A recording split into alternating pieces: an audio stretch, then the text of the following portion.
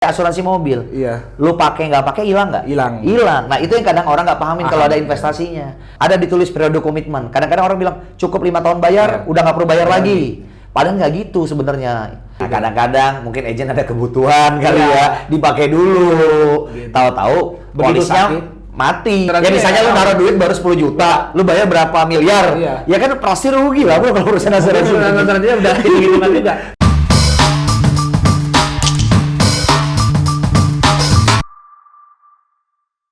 Oke, kembali lagi ke channel YouTube Rico Slow.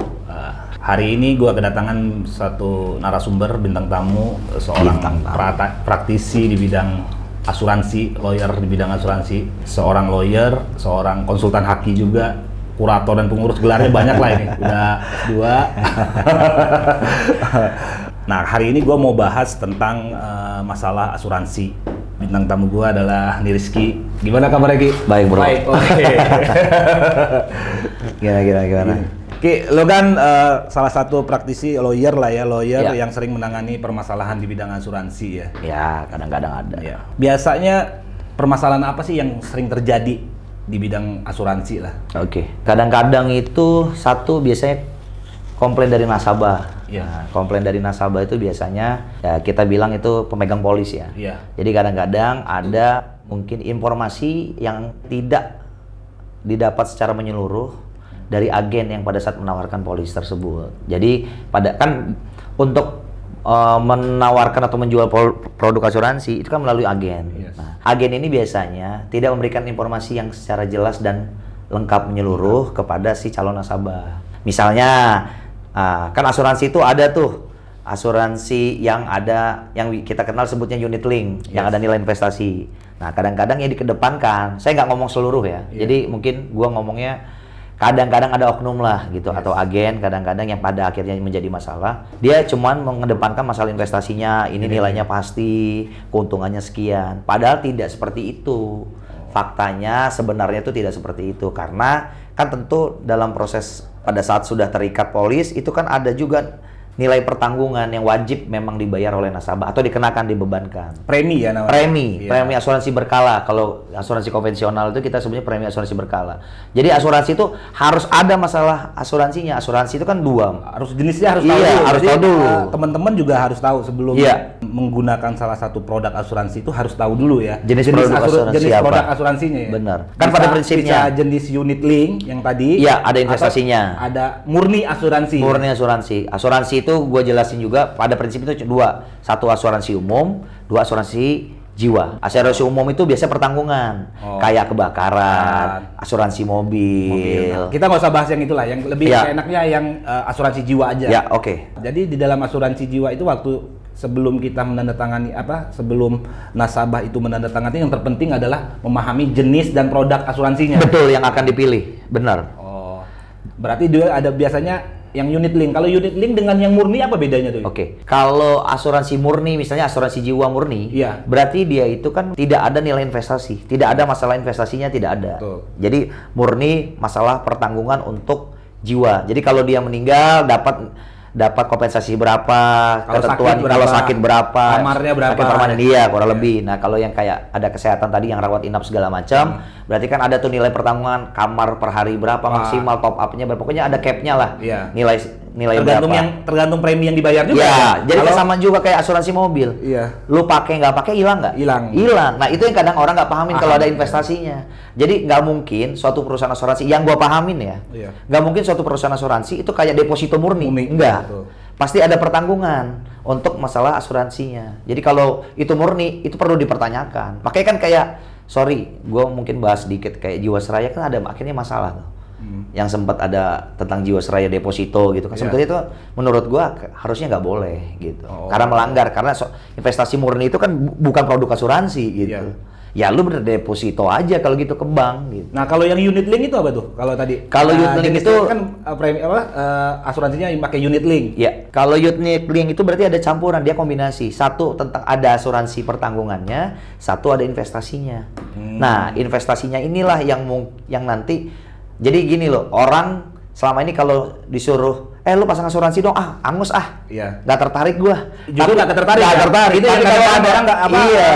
Masyarakat itu mikirnya, gua tuh pengen bayar setiap bulan di akhir tertentu, gua dapat duit lagi Iya. gitu. Selain itu, gua di cover asuransi juga kalau udah sakit. Pengennya kan begitu. Betul, makanya dibuatlah produk itu ada unit link-nya. Satu sisi jadi kayak dibuat 2 kantong, Iya. satu untuk asuransi Tapi pertanggungannya. preminya dalam satu kesatuan ya. Biasanya itu pada sistem itu dipecah. Pecah. Kan udah ada nih nilai kan Enggak, ditentukan. maksudnya premi yang masyarakat bayar ya? Apa nasabah yang nasabah bayar? Sebetulnya itu setiap jelas, bulan? bro. Umpamanya 500.000 setiap bulan dia bayar. Itu kan dia bayarnya udah investasi plus asuransinya kan? Nah, Benar. lu harus lihat di proposal. Oh. Jadi sebelum kita masuk, Nah, ini penting juga nih. Iya, Ini mungkin gue teman-teman juga penting juga nih. benar-benar. Semua produk asuransi itu pasti ada proposal. Ini yang penting harus dibaca juga ya mungkin sama teman-teman. Betul. Jadi sebelum kita masuk dan setuju, biar agen asuransi yang menawarkan produk itu harus menyertakan 2, satu proposal asuransi, satu SPAJ, surat permintaan asuransi jiwa, yaitu rekam medik dari si calon nasabah, menyatakan pernah sakit apa, atau ya kronologis cerita dia atau dengan nilai apa, tertentu dia harus medical check up, ada. Nah, yang tentang proposal ini merokok atau enggak, betul, biasanya kan itu beda lagi, resikonya lebih tinggi. Nah, itu ada kalkulasi hitungan mungkin. Ada kalkulasi hitungannya dari mereka. Nah, kalau kita bahas yang proposal ya. Iya, proposal nah, dulu. ternyata ada investasinya nih. Dilihat tuh, biasanya sudah dituliskan. Misalnya tahun pertama, misalnya lu taruh 500.000, lu bilang Ya, nih, setiap bulan ya. Bisa jadi 300.000 itu untuk ditaruh di investasi, 200.000 itu misalnya ya, kita taruh untuk pertanggungan asuransi sakit. berkalanya. Sakit Ya, ya. kalau dia sakit, meninggal atau apa. meninggal. Nah, kadang-kadang orang kan bilang, udah cukup bayar 2 tahun aja, udah cukup bayar 5 tahun aja, abis itu nggak perlu bayar.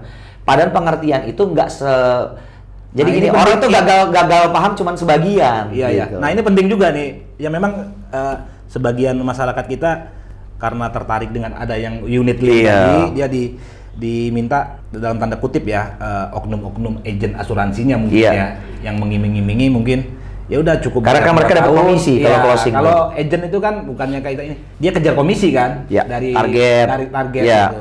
Nah, iya. ini yang penting juga mungkin dipelajari oleh setiap nasabah asuransi sebelum menandatangani polis asuransi itu baca Harus dibaca dulu proposalnya. proposalnya. Enggak, kalau nggak tahu tanya sampai jelas. Sampai jelas. Yang kedua SPAJ-nya. Iya. Itu harus jelas ya. Harus jelas. SPAJ itu berarti kita harus memberikan, kalau kita merokok Iya. bilang. Karena apa? Pada saat diklaim ternyata rekam mediknya ketahuan kita ngerokok, kan perusahaan asuransi bilang Anda memberikan informasi nggak benar. Informasi nggak benar. Bisa jadinya tidak dapat dibayarkan tuh pada akhirnya nanti. Kalau ada kita masalah. udah pernah sakit apa harus dikasih informasi harus aja. diberikan informasi sesuai dengan pertanyaan di kolom itu kan, sebenarnya penyakit ginjal atau gula. apa ya? Kadang-kadang kan orang males tidak. Iya. Padahal kan efeknya nanti gitu Iya. akan jadi masalah. Nah, balik lagi kalau mungkin tadi concern lu kan masalah investasi. Iya. Nah, kadang ada ditulis periode komitmen. Kadang-kadang orang bilang cukup 5 tahun bayar, Iya. udah nggak perlu bayar lagi. Padahal nggak gitu sebenarnya. Kadang 5 tahun bayar itu periode komitmen, bro. Jadi periode komitmen itu apa? Lu wajib bayar dulu nih.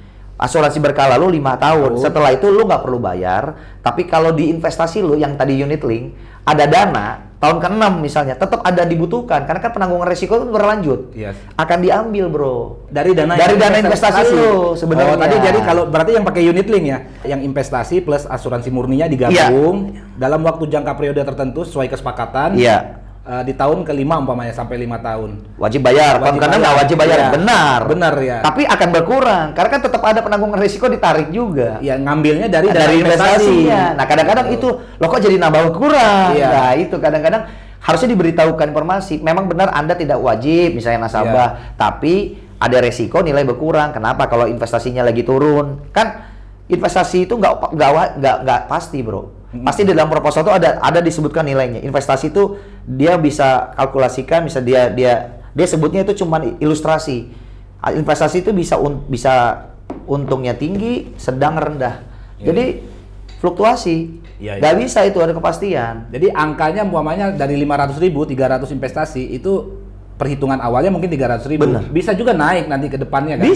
Bisa. Makanya kadang-kadang nasabah itu kaget juga, kan harusnya gue bayarnya 500.000 kok jadi 520.000, 550.000. Apanya nih kelebihan Pembayaran premi. Kalau premi biasanya kalau udah ditentukan segitu nilainya, tetap segitu. Cuman yang gue bilang gini, kan dia taruh nih di kantong 300.000 misalnya, 5 tahun misalnya 300.000 ini dikumulatifkan, selesai. Emang udah nggak wajib bayar nih yang premi. Berarti kan kelar tuh, pikiran sesederhana itu. Padahal tahun ke-6 tetap ada pertanggungan, ngambilnya di mana? Di investasinya. Makanya dia bilang, kok investasi saya berkurang? Padahal belum tentu investasinya untung. Cuman karena dia nggak bayar tahun ke-6, sekarang periode komitmen tadi, diambillah dari sana. Padahal kalau dia injek terus, investasinya kurang lebih sama. Nambah lagi juga. Karena kan nggak mungkin lah perusahaan asuransi mengcover terus-menerus. Orang yang tidak bayar iya, kan pasti ada penanggungan resiko, harus hitung-hitungannya ada lah bro, itu pasti. Meskipun mungkin nilainya nggak sesuai dari tahun pertama gitu. Iya. Ada lah pengurangannya ada gitu misalnya. Tapi tentu ada dibagi itu pasti. Ditarik kantongnya itu kayak 2 gitu jadinya. Iya. Jadi yang penting itu tadi dari proposal harus sama SPAJ-nya harus di nasabah itu harus benar-benar baca, paham dan mengerti. Yes. Premi yang dibayar setiap bulan itu adalah untuk apa aja kegunaannya kan? Bener. Kalau perlu tanya ke customer service perusahaan asuransinya. Kan kadang-kadang kita bisa tanya, berapa nilai investasi kita? Boleh tuh ditanya. Kadang gini juga nih, masyarakat kadang-kadang nggak ngerti juga. Kebanyakan kan yang menjual produk asuransi adalah orang-orang di bawah perusahaan asuransinya langsung. Padahal itu kan agent. Nah, antara agent dengan perusahaan asuransi itu apa tuh? Iya benar. Kadang biar paham juga antara agent asuransi dengan perusahaan asuransinya. Iya, gitu. Benar. Jadi perusahaan asuransi itu perusahaan yang mengeluarkan atau memasarkan produk asuransi. Baik itu jiwa ataupun asuransi umum. Nah, agent itu adalah mitra sebenarnya dari pihak asuransi yang memiliki kualifikasi. Berarti dia harus lulus ujian dulu nih. Nah, ada itu tenaga pemasar, benar. Jadi mereka itu sebetulnya rekanan, kayak mitra lah. Jadi dia itu pihak yang menawarkan, tapi statusnya bukan karyawan. Dia itu mitra dari perusahaan asuransi yang untuk menawarkan. Dari mana penghasilannya? Setiap closing. Jadi kalau kita bayar premi, gue jadi agen. Oke, closing. Nah, gue ada tuh ketentuan, dapat tuh komisi dari situ. Berapa persen gitu. Betul, kayak gitu. Jadi sebetulnya beda, bukan satu kesatuan sebenarnya. Iya. 2 hal yang terpisah gitu. Oh, jadi ya makanya teman-teman juga harus membedakan juga nih, biar ngerti antara agen asuransi dengan perusahaan asuransi. Karena kan gini bro, gue juga harus jelasin. Kadang-kadang agen asuransi itu bisa buka kantor. Namanya kantor pemasaran mandiri. Isinya itu sebetulnya agen-agen. Jadi belum tentu itu kantor cabang. Gitu loh. Soalnya kayak kantor cabang tuh. Umpamanya perusahaan asuransi kadang-kadang di kantornya juga dia tulis memang boleh. Memang boleh. Boleh, aturannya boleh. Nah, kadang-kadang nasabah memahaminya, wah, ini berarti representatifnya perusahaan asuransi. Benar, tapi selaku kantor agen pemasaran. Pemasaran padahal ya. Iya, tapi sebetulnya tiap-tiap daerah bisa jadi memang ada kantor, dalam artian kita dapat katakan cabang lah, perwakilannya ada. Tapi beda, harus tahu dulu itu kantor KPM kita sebut, kantor pemasaran mandiri yang isinya agen-agen, atau itu kantor perwakilan memang dari pusat, dari kantor asuransinya itu sendiri gitu. Mungkin yang perlu dipahami juga teman-teman dan calon-calon nasabah asuransi adalah polis. Nah, polis itu sendiri apa tuh, Ki? Polis asuransi itu adalah bentuk dari pegangan dari si pihak pemilik polis. Jadi ketentuan-ketentuan yang diatur, terus hak dan kewajibannya, nilai pertanggungan segala macam. Dasarnya dari mana? Dari proposal yang lu tanda tanganin sebelumnya, acuannya. Dari SPAJ yang lu tanda tanganin sebelumnya. Karena kan proposal itu nggak tanda tangan para pihak 2 perjanjian bro, cetak dia pasti. Ribuan polis sehari misalnya closing, kalau mau tanda tangan bahasa kan susah. Jadi biasanya dia itu udah dicetak. Tapi aslinya di mana? Di proposal itu, based on. Jadi kalau penerbitan polis itu dasarnya gimana sih perusahaan asuransi? Ada. Jadi dia ngatur dari SPAJ dan proposal itu yang dikasih sama agen. Pertama si agen biasanya kasih dulu proposal yang tadi udah dijelasin kan, SPAJ. Nasabah. Kalau nasabah udah oke, nanti akan ditindaklanjutin dengan namanya polis. Nah, tapi di screening dulu dari pihak perusahaan asuransi, ada bagiannya lah untuk manajemen risikonya gitulah, gitu kan, dicek. Ini bisa nggak dengan polis gini, nutup nggak atau segala macam. Kalau oke, diterbitkan polis itu. Gitu. Jadi dasarnya nanti polis itu diterbitkan. Polis itu diterbitkan dari kantor pusat misalnya gitu ya, perusahaan asuransi, baru bisa dikirimkan ke nasabah langsung melalui kurir atau melalui agen.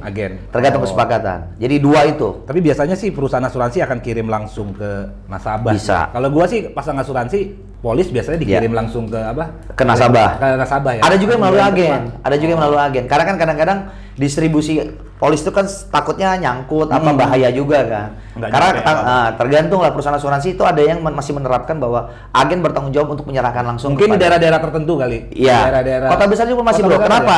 Pada saat dia nyerahkan, kadang-kadang masih juga diberikan kewajiban untuk agen untuk menjelaskan kembali. Kan sebetulnya ada periode untuk mempelajari polis bro. Ada 3 bulan kadang-kadang. Tergantung di dalam polis. Iya, karena kalau dalam periode untuk mempelajari polis itu kita ternyata nggak setuju, kita bisa batalkan. Nah itu yang kadang-kadang orang pegang polis nggak tahu. Orang aware ya. Iya udahlah gitu. Iya. Udah, gue nggak mau baca. Atau apalagi agen polis keluarga lu, temen lu, jadi nggak enak atau ya udahlah gitu kan. Jadi yang terpenting dari polis itu ya nasabah harus baca juga. Harus ya? Karena baca. di situ ada hak dan kewajiban. Betul, kan? betul. Jadi dia apa yang dipertanggungkan, apa antisipasi yang, lah. Iya, apa aja yang dipertanggungkan, apa aja kalau sakit itu kita masuk di kelas berapa, ya kan? Benar. 1 tahun berapa yang bisa dipertanggungkan, itu penting juga kan?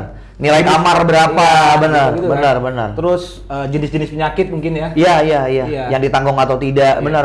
Kalau dia meninggal, persyaratan apa aja yang harus disiapin, pemberitahuan segala macam. Betul. Nah, kadang-kadang nasabah itu juga malas baca sih kadang-kadang. Ya udahlah, gua udah pakai asuransi, polisnya segini, gua tahu gua penyakit gua ditanggung semua. Betul. Kamar gua masuk rumah sakit yang mana aja bisa gitu kan. Padahal itu penting tuh. Apa? Padahal itu penting. Iya, penting. Ya kita masih sehat. Kalau udah di atas umur 50 yang beresiko tinggi itu kan lumayan kalau kita udah sakit-sakitan atau apa kan lumayan ngebantu, Bro. Iya. Kalau kita ada asuransi sebenarnya. Ya pintar-pintar kita milah lah gitu loh. Untuk investasi ya ke depannya buat kesehatan lah sebenarnya. Pada akhirnya kan sebetulnya orang ngelihat asuransi itu kan sebetulnya untuk pertanggungan diri. Emang kan kalau nggak dipakai siapa sih yang mau sakit gitu kan? Yes. Tapi kan kita kan nggak tahu juga ke depannya gitu. Nah, kalau lu sebagai seorang lawyer yang sering mewakili perusahaan asuransi, biasanya permasalahan yang terjadi antara nasabah dan perusahaan asuransi itu seperti apa tuh biasanya? Kebanyakan ya? Kebanyakan, misalnya meninggal dunia nih, si pemegang polis. Nah, kadang-kadang misalnya kan dia dapat harusnya kompensasi nilai sekian bagi si penerima manfaat. Ataupun gini, lu pinjam duit ke bank, harus ada asuransinya. Kalau lu meninggal dunia, juga nih. Tadi lu ngomong penerima manfaat. Penerima manfaat itu siapa sih? Pihak ketiga yang ditunjuk. Ahli waris. Misalnya tuh. Kalau gua udah ada istri atau anak, biasanya kan gua tulis penerima manfaatnya anak atau istri. Karena kalau yang bisa juga gua nggak ngasih ke anak istri gua, bisa juga ngasih ke ibu, bapak, siapapun lah ya. Iya. Tergantung di dalam itu ya. Di dalam kita ngisi dalam proposal, dalam SPAJ. Iya. Nanti kan akan ditulis terus. Betul. Terus, nah kadang-kadang informasinya nggak benar yang diisi. Nah ternyata dia punya, misalnya baru pasang polis 6 bulan, 7 bulan meninggal, atau setahun meninggal. Kan perusahaan asuransi pasti dia kan punya pihak-pihak yang menginvestigasi juga dong. Nah, apakah ini benar atau tidak? Karena kita terus terang aja, sindikat juga mungkin ada gitu loh, kejahatan ya di mana aja ada kan. Nah ternyata ada informasi nggak benar. Oh ternyata lu tuh udah pernah operasi nih, pernah sakit jantung nih, ternyata ditulis enggak. Nah akhirnya perusahaan asuransi bilang nggak bisa nih Bu dibayarkan karena pemberian informasinya tidak benar waktu itu. Gugat. Nah dia gugat, nggak mau lah, penipuan lah nih perusahaan asuransi, padahal sebetulnya ada kesalahan dalam proses closing tadi, tidak memberikan informasi yang benar. Gitu. Itu kadang-kadang tuh masalah satu, bukan masalahnya di nasabah doang, kadang masalahnya ada di agen. Ya gue bilang oknum lagi ya. Oknum ya, pada agen. Nggak semua agen, tapi ada beberapa agen yang nakal lah ya. Yang lu bilang tadi, ada nasabah banyak ngomong, kok gue naruh 100 juta, balik cuma 30 juta. Informasinya nggak benar. Padahal di undang-undang asuransi sendiri, di kode etik sendiri dari agen atau peraturan perusahaan dari asuransi, dia wajib memberikan informasi yang benar. Kenapa? Kan mereka juga dikasih pelatihan dulu. Bersertifikasi harus dianggap sudah mengerti, harusnya ya, untuk memberikan pemberitahuan mengenai produk knowledge dari asuransi tersebut. Nah itu yang tidak disampaikan. Akhirnya nasabah gugat. Wah nggak benar nih perusahaan asuransi melakukan uang prestasi atau perbuatan hukum. Jadi teman-teman, semua agen asuransi itu wajib mengikuti pelatihan dan ujian yang diadakan. Iya, harus dinyatakan lulus dulu. Dinyatakan lulus ujian yang diadakan. Dari AAJI. AAJI ya. Asosiasi Asuransi Jiwa Indonesia. Kalau untuk yang asuransi jiwa, iya. Nah, kalau yang investasi juga dia harus Iya, itu udah gabung, itu harus Jadi begitu belajar. dia menjual produk, pasti si agent itu udah Dibekali lah. Ya, dibekali ilmu mengikuti pelatihan lah ya. Pelatihan, terus dia pasti udah lulus ujian. Iya, benar. Oke, lanjut kita jadi. Setelah itu, kadang-kadang kan nasabah, loh kok nggak sekian nih nilainya? Iya. Kenapa? Karena nggak ekspektasi benar? dia kan dari 100 juta Iya. umpamanya, dia dapatnya pengennya Kok iya? minimal 100 juta. Iya. Atau bahkan saya dijanjikannya ini nih. Iya. Atau bahkan bisa ada suatu lembar tertentu. Gua nggak ngomong seluruh, ada lah mungkin ya. Gue pernah nanganin ada tuh. Ada satu lembar dibuat pakai logo perusahaan asuransi juga. Nyebutin investasi tahun pertama sekian, tahun kedua sekian, tahun ketiga sekian. Terus atau diselipin dalam polis. Nggak boleh, bro. Oh. Itu sebetulnya nggak boleh. Kata Acuannya lu itu tadi- proposal. Iya, berarti kata lu yang tadi yang dibuat diselipin apa? Ada mungkin nilai yang menjanjikan kepastian iya, itu. Itu si agent buat sendiri ya, dalam quote and quote buat sendiri. Bisa ya, jadi. tanpa sepengetahuan perusahaan Oh asuransi. iya, ya. pastilah. Pasti kan? Kan OJK ngatur. Gimana ya kalau perusahaan asuransi terlalu berani lah. Iya. Izin dicabut segala macam kalau mereka Nah, ngelakuin ini penting juga nih. praktek-praktek Perusahaan asuransi seperti itu. adalah perusahaan yang diawasi oleh OJK. Ya? Iya, tentu. Iya. Harus ada report. Mereka kalau ini bisa izin dicabut, tentu Iya, di iya. pengawasan di OJK, otoritas ngaturnya di OJK. Terus kemudian misalnya titip uang bayar polis. Nah, ini yang sering Nasab- terjadi. nah, itu. Ini yang sering terjadi. Nah, kalau yang titip uang tuh gimana tuh? Ini kadang-kadang nasabah itu kan padahal kan Percaya. Iya, kan dunia udah digital. Kita bisa bayar Langsung, langsung transfer. aja. Semua orang hampir nggak semua ya. Sebagian besar masyarakat Indonesia itu pembayaran udah melalui digital semua, udah dari handphone semua kan. Pembayar termasuk bisa melakukan pembayaran polis. Kadang-kadang ada beberapa nasabah juga mungkin yang belum terlalu ini dengan dunia digital mungkin Betul. ya. Atau malas ribet. Malas ribet. Gitu. Jadi kadang-kadang dia bayarnya ke Melalui agent titip. Agent titip, Nah, gitu. kadang-kadang mungkin agent ada kebutuhan kali Iya. ya, dipakai dulu. Gitu. Tahu-tahu Begitu polisnya sakit, mati karena nggak dibayar preminya. atau telat membayarnya. Iya, atau telat bayar. Yang kadang-kadang itu kadang mati, bro, sampai Iya, iya. sampai dia polisnya mati karena tidak terbayar, kadaluarsa jadinya. Iya. Sementara dia merasa bayar Bayar terus tiap bulan. Nah, itu ada kejadian. Oh, itu ada kejadian? kejadian seperti itu gitu. Oh. Jadi Nah, pada saat kalau biasanya komplain, apa? polisnya udah nggak terdaftar. Nah, biasanya kalau di permasalahan seperti itu dari perusahaan asuransi tanggapannya gimana tuh, Ki? Kita lihat case by case. Kan Iya. kadang-kadang juga perusahaan asuransi juga untuk menjaga nama baik dan lain-lain Iya. bertanggung jawab. Mungkin dia akan bernegosiasi. Jadi nggak semua itu lah, Jatuh kita skemanya. Iya. harus diteliti juga ya case-nya Iya. ya. Apakah orang ini benar-benar punya itikat baik untuk melakukan Iya. pembayaran? Iya. Apakah dia memang mencari celah? Mungkin ada juga dia nggak bayar kan? Bisa. Dari 12 bulan Kerja sama misalnya, Iya. kali-kali sama agen Kerja gitu. sama agen kan? Bisa, bro. Banyak, bro. Ada juga yang kayak gitu. Ya kita nggak tahu lah namanya, mungkin ya kalau kejahatan mana aja lah, ada Iya, celah iya. kan, mau dimanapun lah. Nah itu pintar-pintar juga. Ntar dari perusahaan asuransi juga melakukan investigasi. Mereka meeting dulu untuk mutusin hal ini gimana nih terhadap kasus ini. Iya. Penerapannya apakah tetap diakui? Kalau secara aturan sih memang perusahaan asuransi nggak, kalau yang kayak kita omongin barusan ya, dia nggak merasa terima duit, gampang banget ngebantah kalau secara hukum. Seharusnya. Iya kan? Seharusnya. Ini kembali kepada polisi perusahaan Iya. dan kebijakannya lah. Iya, ya. seharusnya. Di undang-undang asuransi sendiri sebetulnya ada bahwa perusahaan asuransi bertanggung jawab terhadap agen. Nah, kadang-kadang itu kan bias juga. Iya. Makanya kadang-kadang mungkin umumnya perusahaan asuransi kalau hal-hal seperti itu dia coba selesaikan kepada agen. Nah, biasanya dia akan melakukan tindakan hukum kali supaya efek jerah kali Yes. ke Agennya. agennya gitu. Oh. Tapi nggak apa-apa lah, Tapi pernah mungkin terjadi mereka gitu ya, Ki? pernah. Oh, banyak Mereka ya? tetap bertanggung jawab, tapi ya sudah sebagai pembelajaran untuk agen-agen yang lain, mereka melakukan tindakan hukum, yaitu gugat perdata atau laporan polisi kalau memang ada unsur pidananya. Untuk supaya apa? Agen-agen yang lain juga lebih aware, lebih ngerti. Wah, nggak usah asal-asalan. Ya kan kadang-kadang agent nih, gue di perusahaan asuransi A, tahun depan pindah ke asuransi B. Karena kan mereka itu biasanya grup, bro. Iya. Ada kepalanya kan, Ya, ada bawa gerbong lah ya. iya, bawa gerbong, pindah-pindah gitu. Nah, itu yang kadang-kadang udahlah ntar kita pindah, nanti juga perusahaan asuransi yang tanggung. Iya. Nah, sebetulnya kan harusnya sama-sama baik perusahaan asuransi dan juga agen punya Komitmen. responsibility-nya secara pribadi, iya, secara profesi mereka juga. Selain itu permasalahan apa lagi tuh? Kadang-kadang ada klaim meninggal. Iya. Bar- Nah, ini baru penting sakit juga berapa nih. bulan. Iya. Ternyata dia pasang polis sampai 5-6 polis berbarengan. Ya sebetulnya kadang keteledoran juga dari pihak agen atau perusahaan asuransi. Padahal itu sudah mungkin dimanfaatkan oleh orang-orang tertentu. Jadi tiba-tiba klaim langsung besar nih. Nilai sekian. tahu-tahu, wah ini benar nggak nih sakitnya apa? Bisa jadi kan ada rumah sakit yang sudah mendeteksi atau dia sudah tahu penyakitnya apa, tapi tidak dilaporkan kan? Ya mungkin rekam medik secara keseluruhan dari seluruh Indonesia kan mungkin besar, nggak ketahuan nih.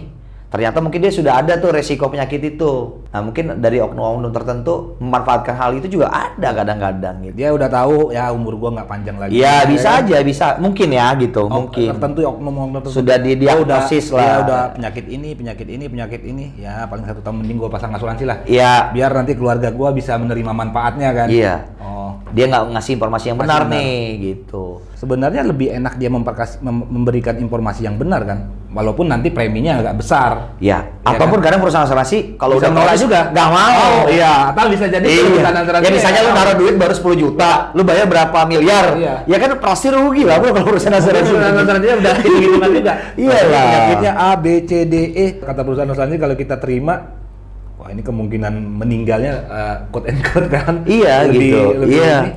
Dia cuma investasi berapa puluh juta, pasang premi asuransinya yang diterima. Hal itu ada, jadi gue bilang bisa jadi kebetulan, tapi kok kalau dirasa kebetulan kayaknya nggak juga ya gitu loh.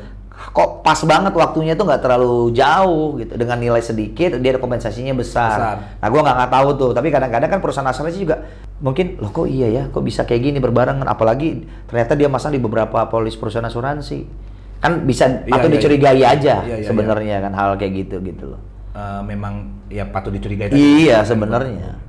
Dari obrolan kita tuh yang terpenting kalau untuk nasabah adalah pertama apa nih? Proposal ya. Yang proposal asuransi, benar. Yang kita tantangan teman harus baca proposal. Itu dasar penerbitan polis soalnya. Iya. Proposal, SPAJ. SPAJ-nya tentang rekam medik juga harus benar nih.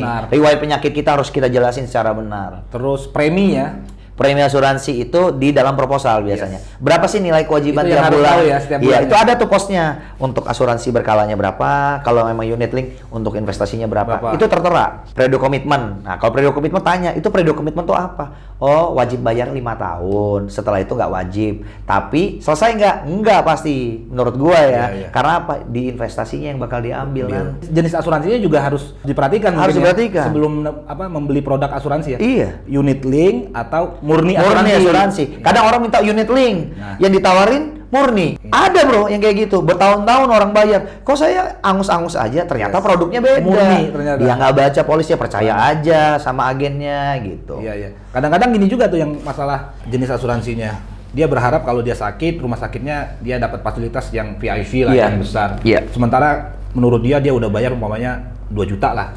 Per bulan, kewajiban. Ternyata dari premi itu yang besar itu di unit linknya, di asuransinya kecil ya, fasilitasnya pasti kecil kan. Misalnya pertanggungan kamar, sewa kamar 500.000, ternyata berubah nih harga kamar. Yang dulu VIP bisa 500.000, sekarang udah nggak dapat lagi, ya downgrade.